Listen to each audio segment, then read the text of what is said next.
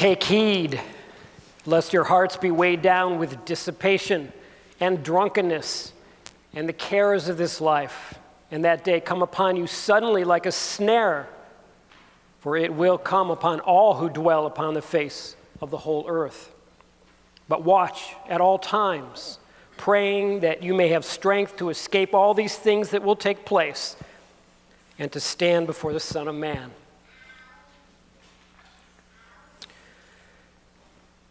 If today were the last day of your life, are you ready to meet the Lord? Today's gospel reading is part of what scholars call the synoptic apocalypse. It's called that because Matthew, Mark, and Luke all contain essentially the same chapter describing the time of the great destruction, persecution, and tribulation that would befall the nation of Israel. The setting is Holy Week. It's between Palm Sunday and Easter. And Jesus is preparing his disciples for his passion and death and the great tribulation to come. And at the end of it, after the tribulation, he says, the Son of Man will return on the clouds of heaven to judge the living and the dead with great power and glory. And this is called the second coming of Christ. Now, every year, the gospel readings for the first Sunday of Advent are apocalyptic. They remind us of the second coming of Christ. And the church, in its wisdom, does that because at the beginning of every liturgical year, we need to be reminded that Jesus is not only the Savior of the world, but also its judge. And are you ready for that? Judgment Day? Because Jesus is warning us that we always need to be ready because it will come upon us unexpectedly, and we don't want to be caught off guard. Here's the larger context in Luke. It's pretty much the same with only slight differences in Matthew and in Mark.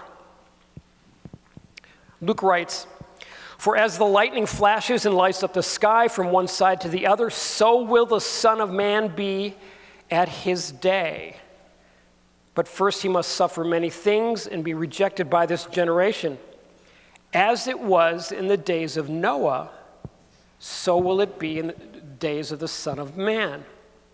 They ate, they drank, they married, they were given in marriage until the day when Noah entered the ark, and the flood came and destroyed them all."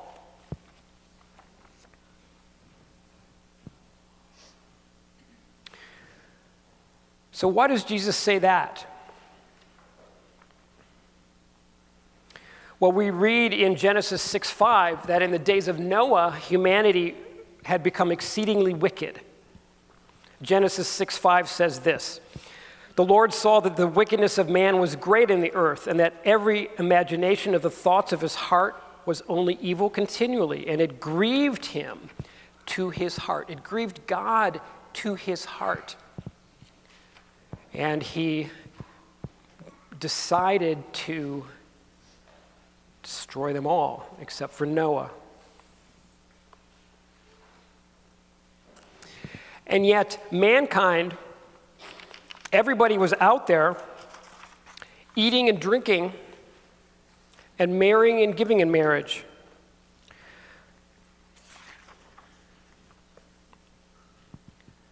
They were essentially oblivious to the situation, both to their wickedness and to the evil times.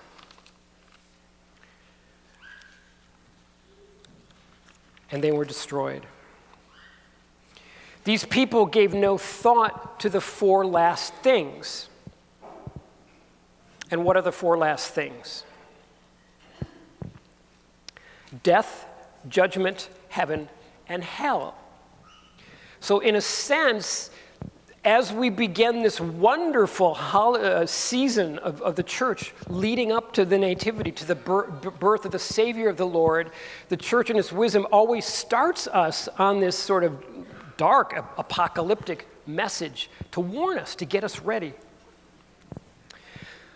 The people of Noah's days were caught up in the affairs of the world, and they gave no thought to death and eternity, and therefore they were immersed in the activities of daily life. They were oblivious to the wickedness of the world, and they were destroyed.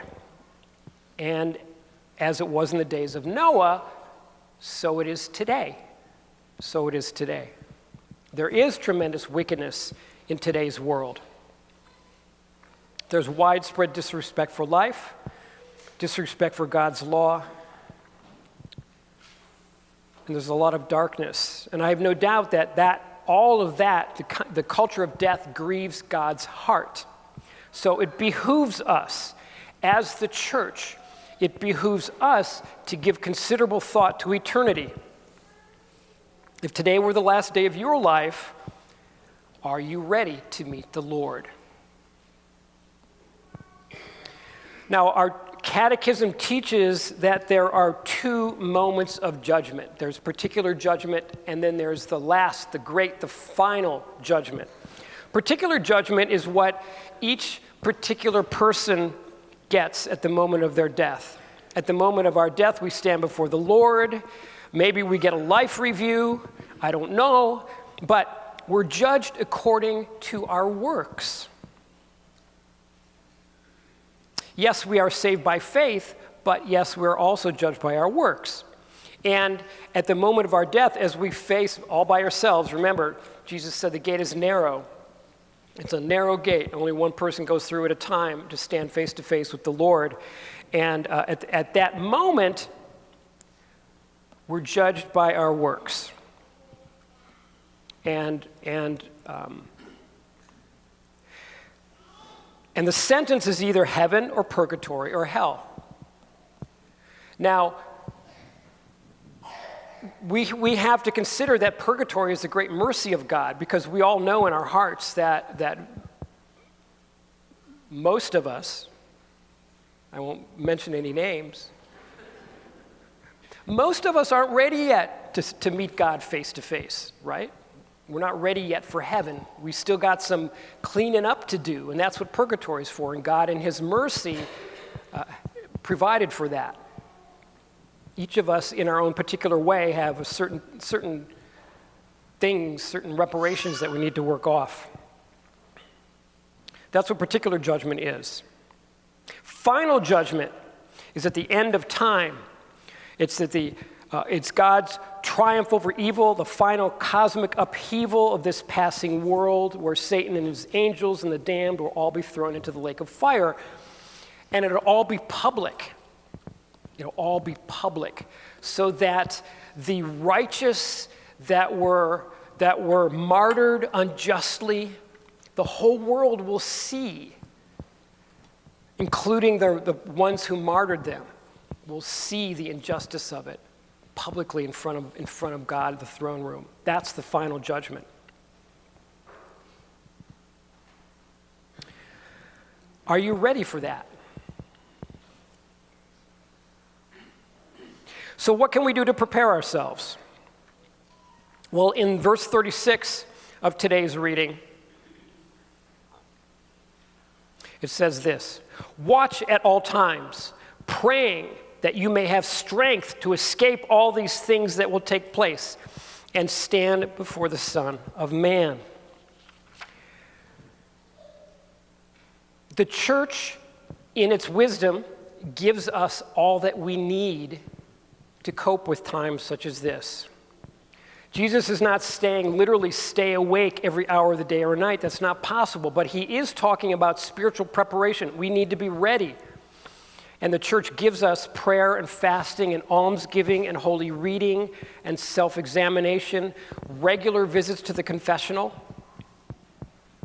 Church gives us all that we need, and so we need to use it. Every day we need to have a penitential relationship with Jesus that shapes everything we do. Every day we should do an examen at the end of the day. That's a really great habit to develop. At the end of the day, look back. So actually in the morning prayers, you should say, okay, today I want to resist this and resist that. And at the end of the day, you assess that. It's like, how'd you do today? How were you against your temptations and so forth? The church gives us all of that. So therefore, if we do that, whether we're awake or asleep, we'll be in God's grace. It doesn't matter when the end comes. We'll not be slaves to sin. We'll be under the Lord's protection, and we'll always be ready for whatever comes next. The roof might cave in, the sky might fall, the Lord might come, we might die. And it all happens suddenly. Think about Hurricane Helene and how quickly those rivers rose and swept away communities and those who died in that terrible disaster. Lord, have mercy on them, Pray that they were ready. Because no matter what happens, we will be ready. Therefore, we must live every day in a state of readiness for the coming of the Lord. That's how we stay ready. Live every day in a state of readiness for the coming of the Lord. And the first Sunday of Advent, the first Sunday of the new liturgical year, reminds us of that fact. That, in fact, is why the color of Advent is purple. It's not Santa Claus red or royal gold or even purity white. It's the color of waiting, reflection, and penance, just like Lent. In fact, Advent has been called the Little Lent. So it's a time, the first Sunday of Advent is a time to assess our spiritual state and make adjustments if we need to. Think of it as almost a time of Lent. The world, we just passed through the secular holiday called Black Friday, right? And so there's lots of temptations in December to throw us off balance and throw us off track and take our minds away from eternal things. And so it's a good time to practice presence of mind and spiritual disciplines. In his book, The Screwtape Letters, C.S. Lewis tells about 3 apprentice devils who are about to be sent to earth to finish their apprenticeship. It's a great book. It's about a training school for devils. So these 3 were talking to Satan, the chief of the devils, about their plans to lead people to hell. The first devil said, "I will tell them that there is no God." And Satan responded, "That will not deceive many, for in their hearts they know that there is God." The second devil said, "I will tell them that there is no hell." And Satan answered, "You'll deceive no one, for they know that there is a hell." The third said, "I will tell them that there is no hurry." Satan smiled cruelly. "Yes," he said, "go, and you will ruin them by the millions." Jesus said, "Watch at all times, praying that you may have strength to escape all these things that will take place and to stand before the Son of Man." May it be so for us. If today were the last day of your life, are you ready? Are you ready to meet the Lord?